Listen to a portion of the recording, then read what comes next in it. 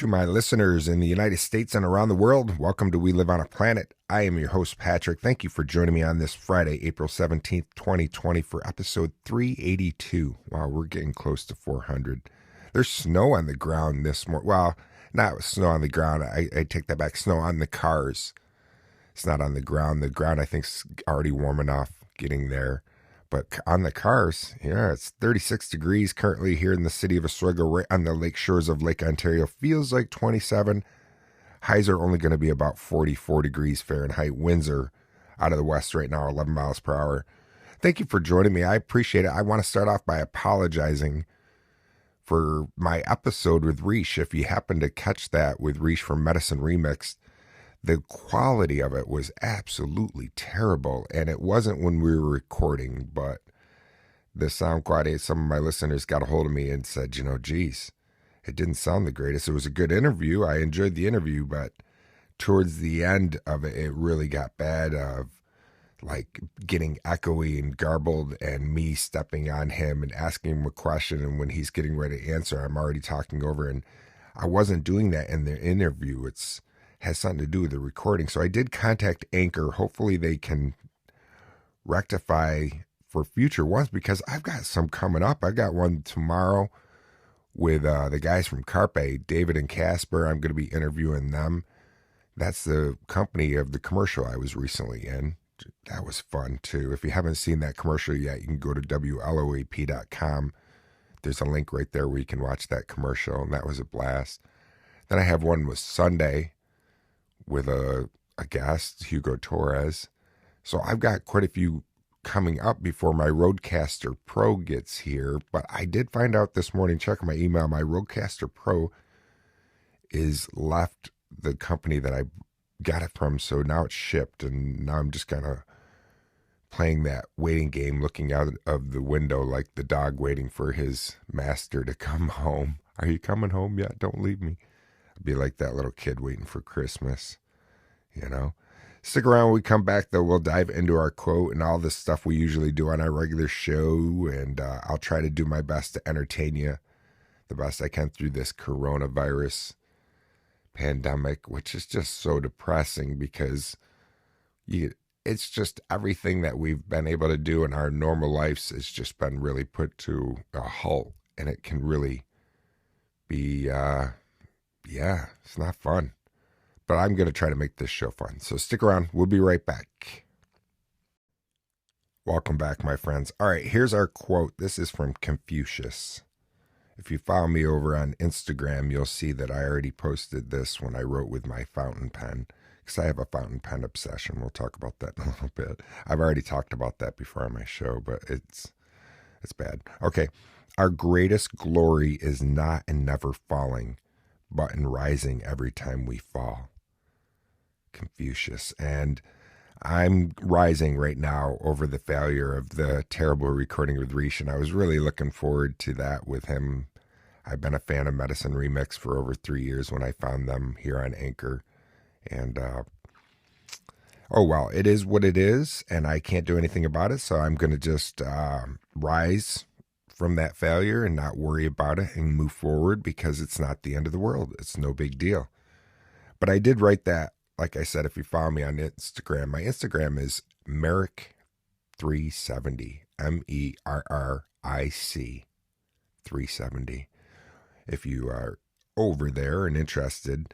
And yeah, I found this ink that I really like. Well, I haven't used it yet, but I'm really looking forward to getting it. It's Iroshuka. I think I'm saying that correct. Pilot Iroshuka ink. It's like Japanese, some fountain pen ink, and they come in just a variety of really groovy colors. Like where I'm like, okay, what I want to do is once a month get myself a bottle of ink, and that way I can get all the different colors they have. Yeah, that's how bad my obsessions got with. I guess it could be worse. It could be other things. It used to be alcohol. At least this, I have something to show for it with these fountain pens that I only have 2 of them, but I like them. I could see myself getting more. Some of these fountain pens I've looked at before, and I just like Pavlovian drooling dog when I see them, because some of them are so nice, but I could never purchase one that are the price of some of the pens that I've seen that are nice, just because it's not my style. Even if I had that money, I don't think I could buy a $2,000 pen, because they have fountain pens that are $2,000. And who knows, though, if you had unlimited resources, if I had unlimited resources, well, then yeah, I'd be having a $2,000 fountain pen, but that's not important, that kind of stuff. Material things aren't important anyways. They're really not. It's groovy to have things. It's groovy to own things, and it's nifty to play with things and have them. But when it comes right down to it, it doesn't matter. I'm more excited about stupid material things that I have, because I know that I can hand them down to my daughters. Example, my cast iron skillet. Skillets, I have 2 of those. Yeah. Isn't that weird? That's the way my brain works, where I'm excited for when I'm gone, that my daughters can still enjoy these cast iron skillets that will be around after I'm gone, that are perfect. I've got them perfectly seasoned, because I use them and then clean them real meticulously. They've never had a drop of soap on them. And my mom still has a cast iron skillet that was her grandmother's. And you've got a good seasoned cast iron skillet when you can make fried eggs in them and have confidence. And I wash mine in hot water, and that's it. And when I take it out, it looks like, yeah, I've waxed my car. The water's all just beaten up, and yeah, I love it. So I'm excited about things like that. Isn't that weird how, I don't know, things that make me smile when I think about my daughters making bacon and eggs when I'm gone, and going, yeah, this was my dad's pan. I got just all kinds of stuff coming up with the show, so I'm really excited about that. And I think if you follow the show, I found an app called Spoon, like a utensil spoon, a while ago, and I've been over there cutting my teeth a little bit. But is that cutting my teeth? I guess. I don't know if that's the right term. My producer, I gave him the day off. He's not here since we don't have any sounds or anything, so it's just me. But yeah, it's a live app where you go over and they call it DJs. It's kind of funny, because back in the day of Anchor, when I first found out, you were like a DJ, and it was a radio station. They called it stations instead of podcasts, and that's the way Spoon is right now. And it's nifty, because as you're talking live, you can get actual feedback from your listeners via text, so they're texting. And they just recently released a feature where you can also have the option where your listeners can call in via their phone and talk to you and be a part of your live stream or live DJ. And it's pretty fun. But, I've been over there, and there's still copyrights, and people play like all kinds of music as they're talking in the background. It's like, you're not supposed to do that. You're not supposed to do that. But I've already done it, because I don't know. Why do I do that? Because I shouldn't, but I've been on Spoon, and everybody does it. And I'm like the old guy over there. So I'll play like Pink Floyd in the background, and like old Pink Floyd, like Metal, Meddle, that album, Metal, which is awesome. Check out that album today if you are a Pink Floyd fan and you've only heard a little bit of Pink Floyd. That's an older album that's really good. I like that one. Echoes is a good song, and so is Fearless. But I have done that, and now as I'm saying it right now, going, why would I do that? Because the rules clearly state that you're not supposed to, and I'm doing it because other people are. But if everybody did that in a society anyways, it would be just total anarchy. So next time I'm on Spoon, I'm not going to do that. There is royalty-free music. All you have to do is go to Apple Music and type in copyright or royalty-free music, and you're good to go. It's not as good and groovy as all the stuff that you'd like to play, but still. All right, I'm rambling. Stick around. When we come back, we'll ramble more. So if you're into the rambles, stick around. We'll be right back. Welcome back, my friends. All right, we are at the History Channel's website, and we're going to get some wrinkles on our brain and find out what happened on this day of history. That way we can be the The one that gets the wedge in Trivia Pursuit, the history wedge. What was that? Yellow. I think it was yellow, if memory serves, the history wedge. Did you play Trivia Pursuit when it came out? I did. We played that hard as a family in the 80s. And it was fun. Really hard back when I was a kid. I was only like maybe 11, 12 when it came out, I think. I like it, though. I just like trivia. I like useless information and knowledge, and it's fun to know things. There's a gentleman that I'm going to be interviewing too. He has a podcast called Inspirato Projecto. Easy for him to say. And he's out of Hollywood, California, I think, area. And he's got a band called Yachtly Crew. Not Motley, Yachtly, and they all dress like they're yachts, and it's real like mellow music. And he's going to be a guest on the show. I'm going to be interviewing him. But he was doing a live stream over on Instagram, and he was drawing like what a Mad Magazine cover would be from back in the day, or just a Mad Magazine drawing. And he was taking suggestions from listeners, and a couple of my suggestions he put in there, and one was about a mantis shrimp lapel pin on one of the characters that he drew. And he's like, what's a mantis shrimp? And I told him and let him know, and he looked it up, and he's like, what are you, an oceanographer? How do you know about those things? And it's like, no, I'm not an oceanographer, but that's the kind of stuff I talk about on my podcast. And so I'm learning all the time when I do these, of heading on over to the history channels. And so it's fun because it gave me that idea. And so he had never drawn a mantis shrimp, and it came out really cool looking, a little mantis shrimp lapel pin. And it'll be fun. I'll have him on the show. And when I do, I'll have his link to his Instagram so you can go check him out and stuff. And that will be probably one of those bizarre interviews like it was with Radio Mylar. If you haven't heard that interview, check that out, because that was a blast interviewing Mylar. I have fun interviewing everybody, and everybody's unique and different. But I feel like mine with him will be fun. All right. Told you we were going to ramble a little bit today. Apollo 13 returns to Earth. We've been learning Apollo 13 lately because it's been in the history channels. Because remember the famous quote, Houston, we have a problem, but it's really Houston, we've had a problem here. Yeah, with the world anxiously watching Apollo 13, a U.S. lunar spacecraft that suffered a severe malfunction on its journey to the moon safely returns to Earth on this day. Yeah. Isn't that pretty neat that we went to the moon?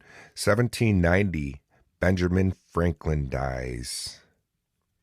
American statesman, printer, scientist, and writer Benjamin Franklin dies in Philadelphia at the age of 84. Excuse me. I'm going to pause for just mute for 1 second. Oh, that's better. I love having a little mute on this mic because I can let me clear my throat without you having to hear it. Benjamin Franklin, no, 84 years old. That's old back in the day. That's old now today. Older, I should say. But for back in the day. World War II, 1941, Yugoslavia surrenders to the Nazis. 1969, to my family out in Prague. Architect of Czechoslovakia's Prague Spring resigns. Alexander Dubček, the communist leader who launched a broad program of liberal reform in Czechoslovakia, is forced to resign as first secretary by the Soviet forces occupying his country. There's more to that. If you are interested, head to the History Channel's website. 1960, art, literature, and film history. Eddie Cochran dies, and Gene Vincent is injured in a UK car crash. Eddie Cochran is the man behind the Summertime Blues and Come On Everybody. Yeah, too bad. Art and literature, film history. Some more. 2002. General Hospital. You know that soap opera airs its 10,000th. How come I can't say 10,000? 10,000th episode. 10,000 of them. I can't even imagine. I think I've got, with 400 episodes coming, can you imagine 10,000? I never watched a full episode of General Hospital, and I don't even know if I've ever seen any General Hospital, because you know how when you're homesick from school and after The Price is Right or before The Price is Right is on, all it is soap operas. At home, there was only 3 stations growing up. When I grew up, you only had 3.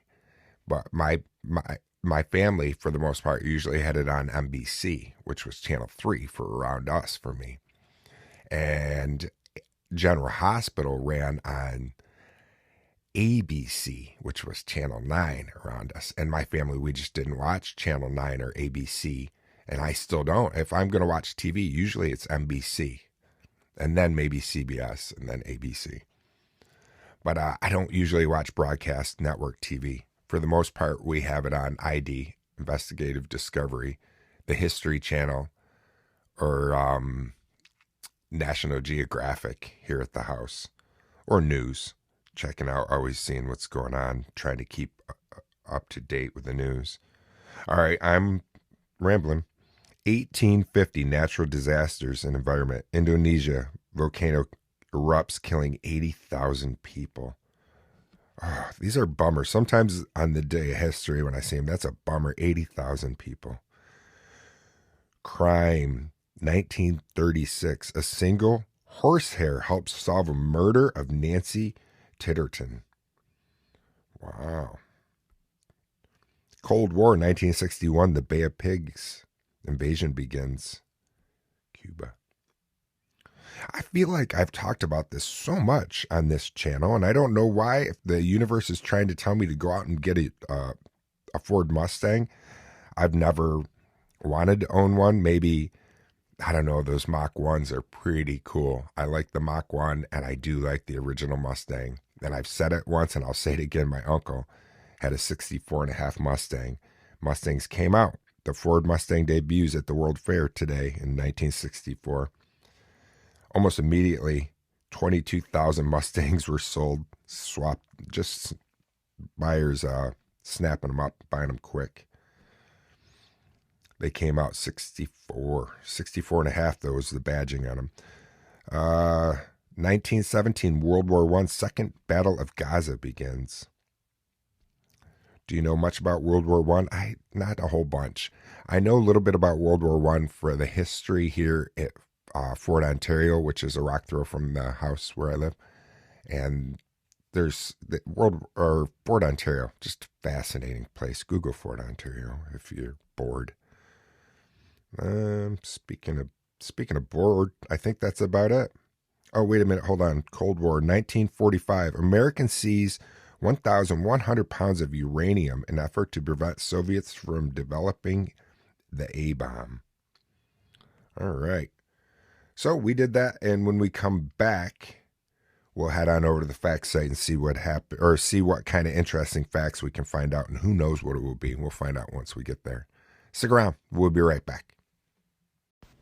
If you haven't heard about Anchor, it's the easiest way to make a podcast. Let me explain. It's free. Yeah, free. There's also creation tools that allow you to record and edit your podcast right from your phone or computer. Anchor will even distribute your podcast for you, so it can be heard on Spotify, Apple Podcasts, and many more. Listen to this, too. You can make money from your podcast with no minimum listenership. It's everything you need to make a podcast in one place. Check out Anchor.fm today. You can find me at Anchor.fm/WLOAP. Hope to hear from you. Welcome back. Okay, so Apollo 13, I didn't say the date, 1970. 1970. That was a good year, too. 1970, that's the year I was born. And yeah, the yellow wedge is the history. Are you curious of what they are? I had to look it up. People and places is blue. Arts and entertainment is pink. History is yellow. Science and nature is brown. Sports and leisure is green. And the wild card is orange.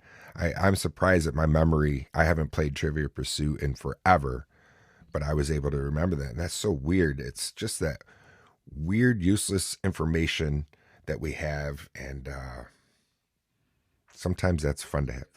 Sometimes that's fun to have that. All right, let's... sorry about the delay. I want to pull up on the facts site. There we go. 10 interesting and exciting, I don't know how exciting they'll be, but about eBay. I have never in my existence on this world used eBay. Never once have used it.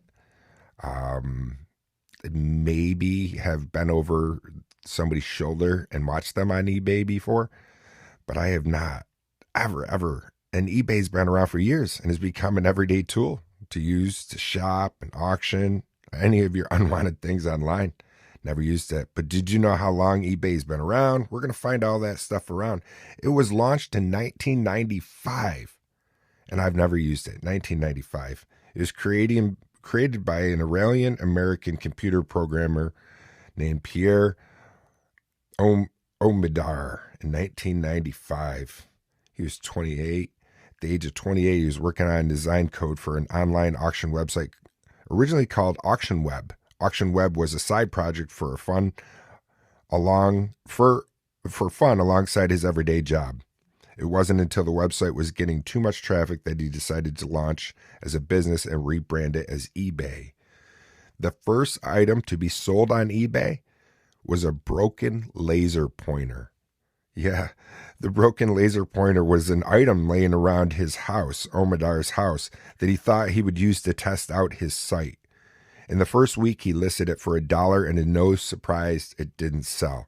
So he listed it again for the same price the second week. This time, a bidding war took off, and it sold for a whopping $14.83, even though it was broken. He contacted the seller to check that they realized that they had bid on it, and turned out they were a collector of broken laser pens. Oh, man. The British use eBay the most. British in the UK, they use around 19 million British people use eBay in a month. Wow, like I said, I've never even been. The first item sold in the UK was a CD. The CD was by a German rock band called... What German rock band do you know of? If somebody said to me, name a famous German rock band, instantly I would say the Scorpions, and that's who it is. It was a copy of their single released in 1996 called You and I.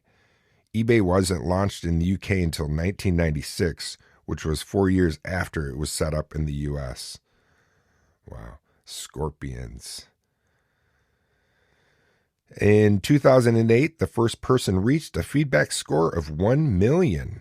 So this guy just was selling like a champ and got a lot of feedback. There had been multiple, but the first person to reach the feedback score of 1 million was Jack Sheen. After 8 years of selling, on November 13th, 2008, Sheen became the first person to reach the amount of that review. To recognize his success, eBay even made a special shooting star icon to put alongside his name on eBay. Wow, that's a lot. Even NASA has used eBay. That's correct. One thing that's great about eBay is you can find anything on it. In 2002, NASA had some issues with the discontinuation of a replacement part they needed.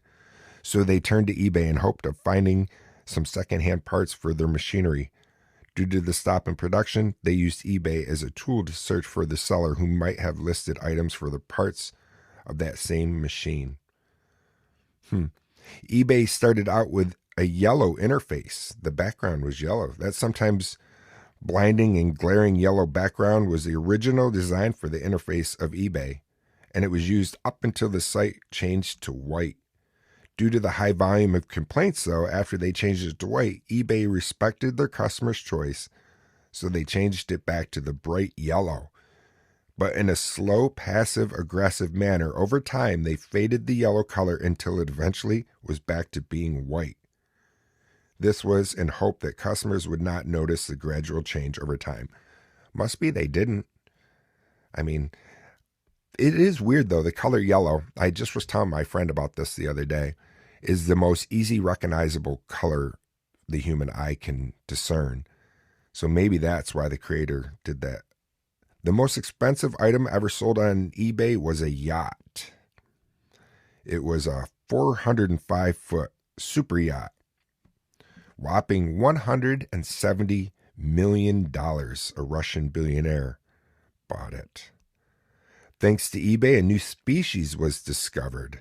In 2006, a type of sea urchin was listed after being found in the Pacific Ocean. This is not the first time an item had been listed in the wrong category or identified as something it is not. A British scientist and zoologist named Simon Copard came across the urchin and from the photo recognized that it was something new. Wow, that's kind of neat. And there is no limit to the amount of items that can be for sale at once. So you can have as many as you want up there. That's kind of neat. I thought that was maybe interesting to you, maybe not. I thought the most interesting part is how long eBay's been around, and I've just never used it. Never had, I don't know, just never have. Never bought anything like that. Never had anything up there to list. At one time I thought about selling. I have a Pengo stand-up arcade game from 1982. It's a full stand-up arcade game. And I thought about listing that, or what am I going to do with that? Because remember how I was talking earlier in the show about material things? That's one of the things where I was like, oh, I'll give it to one of my daughters. They don't want it. I don't think either one of them's interested in it. It's just a big, huge, heavy, and it doesn't work anymore. I'm bummed out. This screen, I think the picture tube blew. So I've still got sound and that all works, but you can't see the game. So it's kind of a bummer. And who knows if there's anybody that could even work or fix an arcade game from 1982. Finding somebody to work on something like that. All right, enough with the ramble. Stick around. We'll be right back. Welcome back. So yeah, that ink. I see. I'm gonna just jump all over. This podcast is all over. Sorry about that. The ink I do have ordered that's going to be coming is like a deep green. I can't wait. It's a nice deep green. That would be neat. You know what I had the other day was an interview. Before we finish off the show, I just wanted to talk a little bit more to you. Not an interview. Excuse me. An appointment with my doctor, my head doctor, my shrink, on the phone. Since the COVID is here, I did not go in and physically see him. So that's going to be the new norm. I really feel, because I talked to my therapist on the phone already, and I do have my therapist I'm going to talk to. I talked to a social worker, and then my therapist is going to be coming up, but to my actual doctor on the phone. And that's just going to be the way it's going to be. I really feel that's going to be the new norm. We ordered a pizza last night. It was the first time we've ordered a pizza during this coronavirus. And the guy that delivered it he was full suited up. He had gloves on, mask on.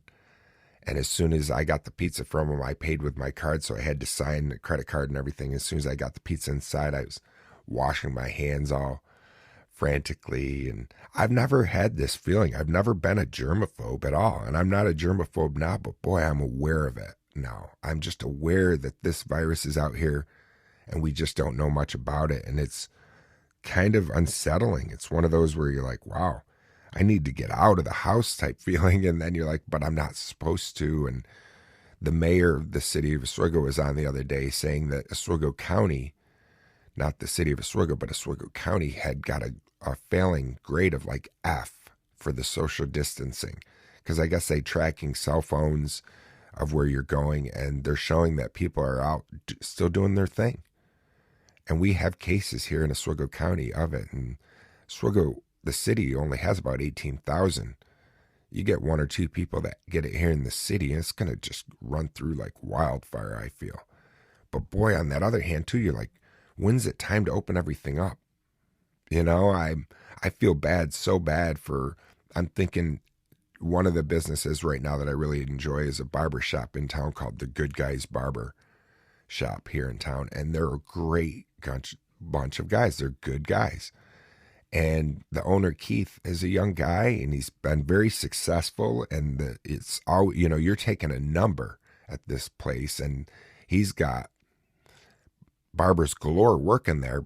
They do close shaves, all that stuff. But right now, he's not open. So it's like, how is somebody like him going to survive? I hope after this is over, whenever it does end, that there's still going to be a place like Good Guy Barbers.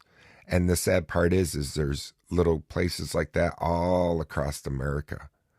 And, my thoughts are going out to all those places. And I'm like, please, hopefully hang in there and Yeah. All right, my friends. I do appreciate your time. Thank you so much for coming on over to We Live on a Planet. And I would love to hear from you. I haven't had a phone call in a while here.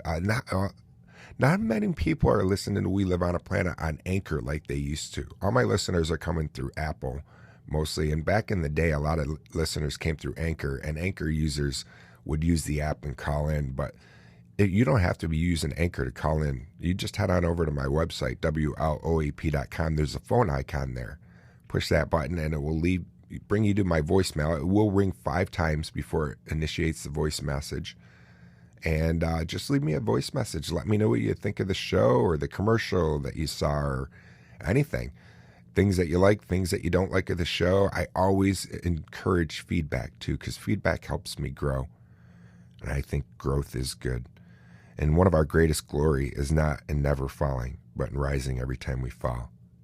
Confucius said that. We'll try to remember. And also, I'm going to try today to do my best to stay curious and not judgmental the best I can. And hopefully you do the same. Thank you, my friends. And I look forward to talking to you Monday morning. Have a safe weekend. Stay healthy. Try not to lose your sanity. Do something creative if you can. Make something with your hands. Create something. Check out Pink Floyd metal. I think maybe if you have heard Pink Floyd like Dark Side of the Moon or The Wall and you've heard those albums but you've never heard metal, you'll be surprised. It's got a really it's very folky. All right, take care and peace.